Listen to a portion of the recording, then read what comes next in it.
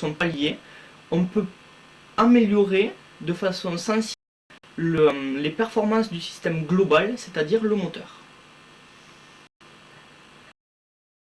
Tu aurais dit une fois le terme dualité et tu avais dit 10 minutes. T'as oublié. Deux fonctions. Ouais, le mot dualité aurait été bien. C'est vachement bien. Merci. Non, non, non, non, pas merci. C'est vachement... Se réfléchit en onde de dépression, et jusqu'à maintenant, on s'arrêtait là. Et on égalait la période avec le temps que met le moteur pour parcourir l'angle alpha. Mais, on va considérer deux allers-retours. Au moment où l'onde de dépression revient, la soupape d'échappement est toujours ouverte.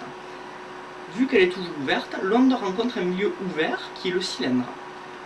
Elle se réfléchit avec un coefficient de réflexion de 82% et repart en onde de pression à la sortie du pot. Là, elle se réfléchit à nouveau en onde de dépression et elle arrive au moment opportun à la soupape d'admission. Cette technique a pour but de doubler la période et donc de diviser la longueur du pot par deux. On trouve alors 74 cm, ce qui correspond bien ce qui est assez proche de la réalité. Donc en conclusion, on a calculé la longueur du pot afin qu'il ait une double fonction.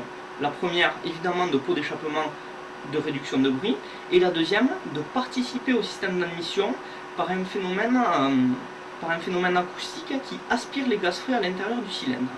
Mais bien évidemment, le matériau utilisé et le cheminement du pot influent sur la fonction.